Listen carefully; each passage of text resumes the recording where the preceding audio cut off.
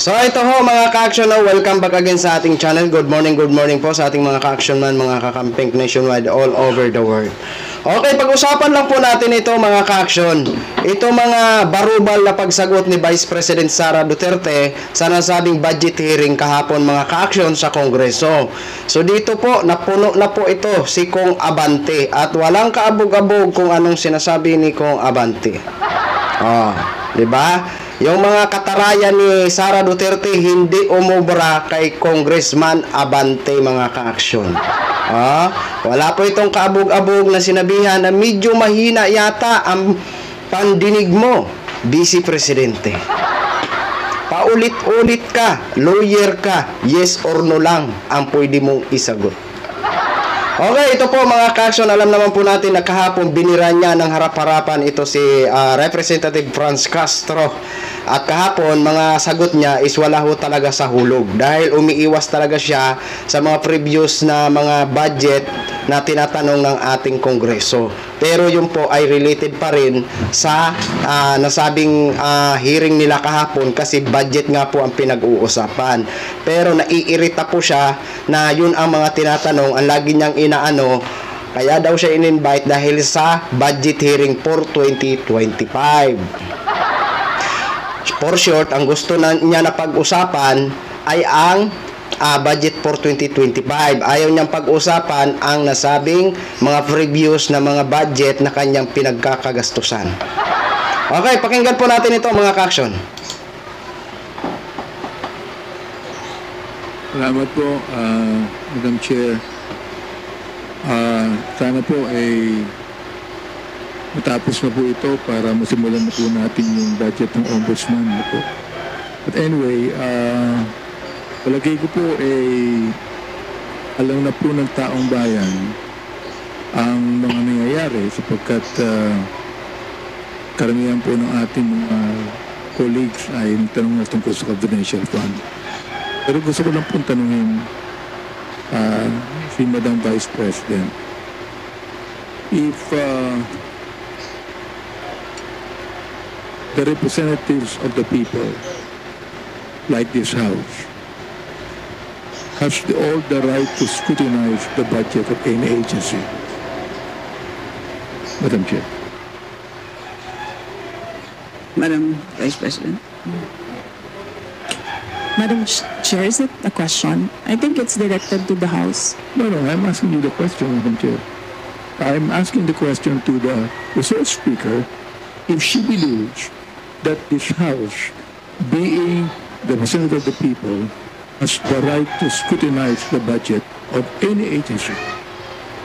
Right, precisely. That's why I say I will leave it to the House of Representatives to decide on the proposal as presented. Excuse me, Madam Chair, that can only be answerable by yes or no. We, again, Chair would like to remind our guests to please be responsive to the queries of the members in the most direct manner. So please proceed, Madam Vice President. I already answered.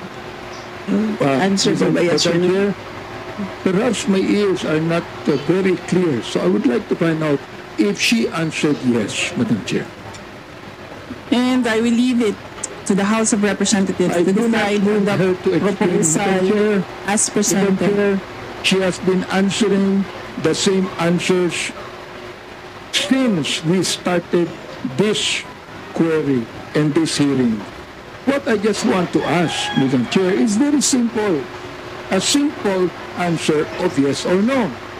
Does the Madam Vice President believes that this House has all the right to scrutinize the budget of any agency? I'm not just referring to the agency of the Vice President.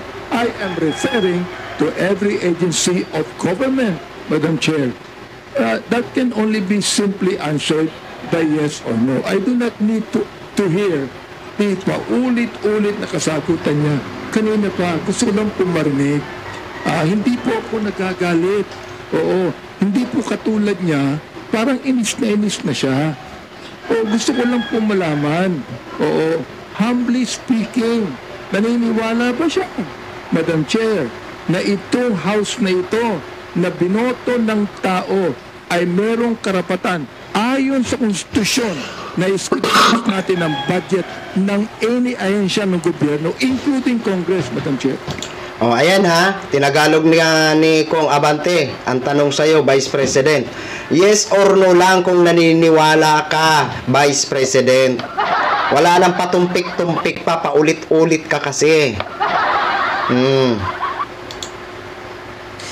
Madam Vice President. Madam Chair, may I request the Secretariat to put on record cut and paste. I will forgo and I will leave my answer, my previous answer. Madam Chair, I would just like to ask, why is it very hard for her to answer you? I'd like to ask, why is it, Madam Vice President, why is it so hard for you to answer yes when you know that the answer should be yes? Why do you have to explain? Why do you have to explain? We're simple people here. I'm not even a lawyer. You are a lawyer, Madam Chair. So, here's a simple question of a simple Filipino. Meron... Oh, ayan ha, klarong-klaro po yan. You are a lawyer. Napakasimple ng tanong ni Kong Abante. Pinapapili ka lang ng sagot, Vice President, ng yes or no kung naniniwala ka. Huwag nang matigas, huwag nang magtinaray-taray dahil hindi ka uubra dyan. Oh, yan ang gusto mo, di ba? Maghingi ng budget. Tapos ngayon kung tatanungin ka sa mga previous budget, ayaw mo sumagot. Dahil gusto mo may mga proper forum. Kahit yan ang pagkakataon na proper, pwede magtanong ang ating mga kongresista sa nasabing budget hearing for 2025 kasi related naman yan sa budget na tinatanong nila ng mga previous budget. Bakit ayaw mo kasi sagutin? Napakasimple ng tanong. O sagot mo, mamili ka lang ng yes or no, ayaw mo pang mag yes o no. Meron po bang karapatan ang House na ito na scrutinize ang budget ng bawat ahensya ng gobyerno? Yun lang po ang tanong ko. Pwede pong sagutin ito ng yes or no.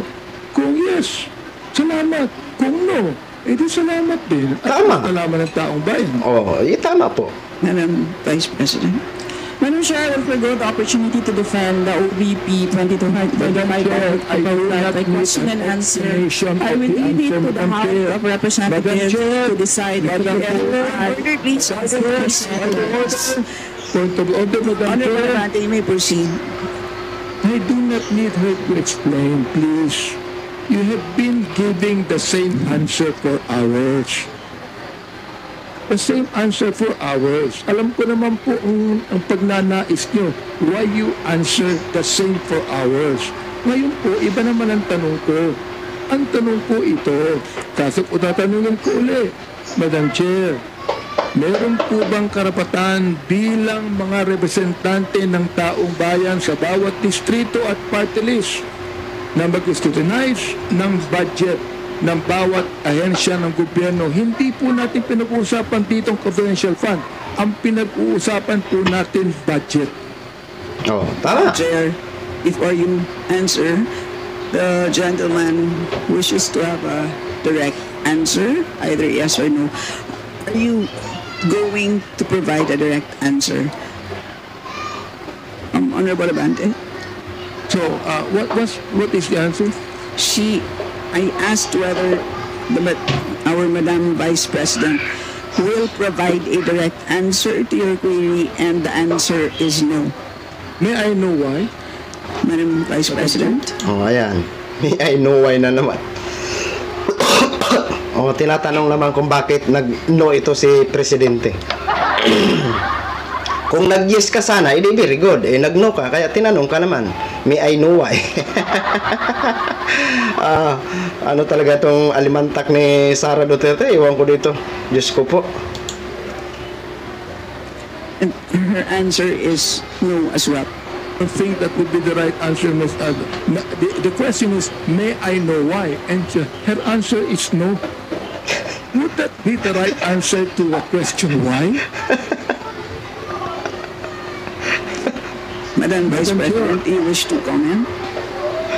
Madam Chair, Hindi dahil hindi niyo gusto yung mga sagot ko, hindi niyo gusto yung manner ng pagsagot ko, at hindi niyo gusto ang mga sinasabi ko, hindi ibig sabihin Madam Chair. hindi ka sinasagot. Madam Chair, point of order. Yes, so ano ba? Mali po yata ang sinasabi niya, hindi niyo gusto. Hindi yung niyo. Madam Chair, huwag niyong isali dito ang aking mga kasamahan dito. Ako ang nagtatanong. Sabihin mo sa akin, hindi ko gusto ang tanong mo.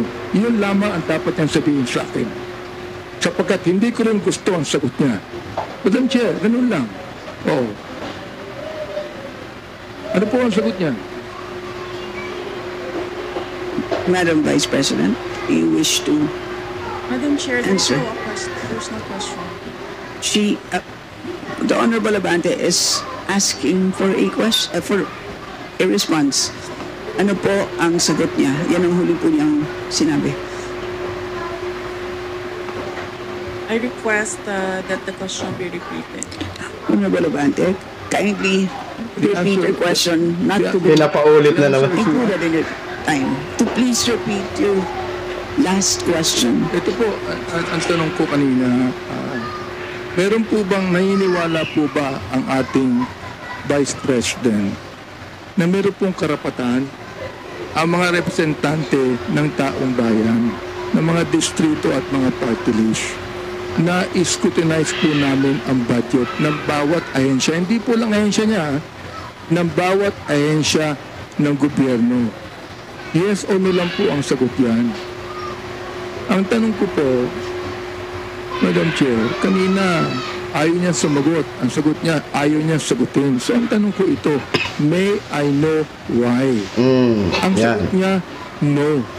Aba, Madam Chair, hindi po ako masyadong expert mag-English, pero palagay ko po naman, yung pong tanong na may I know why, palagay ko hindi po tama yung sagot na no. Madam Vice President. Madam Chair, palagay ko. So that explains it. It is his opinion.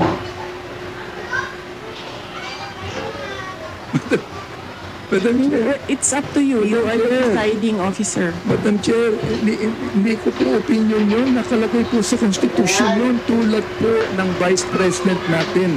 Naniniwala po siya sa mandato niya bilang Vice President. Naaayon sa Constitution.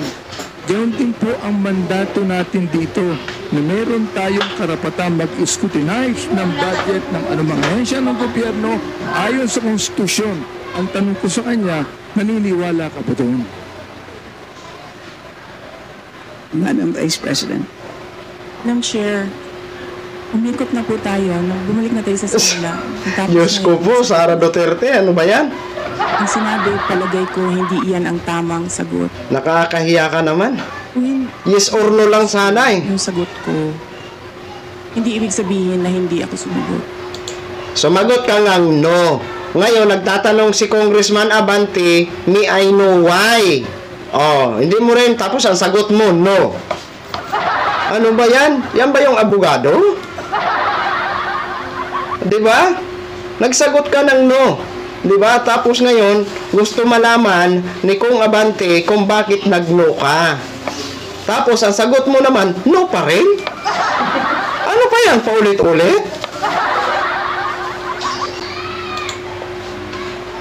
Madam Chair, palagay ko, hindi po siya sumagot sapagkat inuulit lamang niya ang sinabi niya. O ito po ang gusto kong tanungin sa kanya. Pwede ba, Madam Chair, pakiulit mo yung sagot mo na isinasagot mo ng paulit-ulit kanina pa, Madam Chair. Gusto ko lang ulit marinig. Gusto ko lang ulit ma-record. Pakiulit mo lang ang sagot mo sa lahat ng mga tanong na tinatanong dito mula pa kanina. Madam Vice President. Madam Chair, I do not want to assume, so I would like to be clarified. Is this the OVP 2025 budget proposal or the confidential funds? Madam Chair, sinabi ko budget eh. Hindi ko sinabi confidential fund. Sinabi ko budget. Medyo mahina yata ang tenga ni Vice President eh. Sinabi ko budget eh. Hindi confidential fund. Sinabi ko na wala akong pakialam sa confidential fund. Ang pakialam ko ganito, meron pang karapatan. Naniniwala ba siya na ang Kongreso ay merong karapatang mag-scrutinize ng budget ng anumang ehensya? Yun po ang tanong ko. Sagutin po niya yes or no.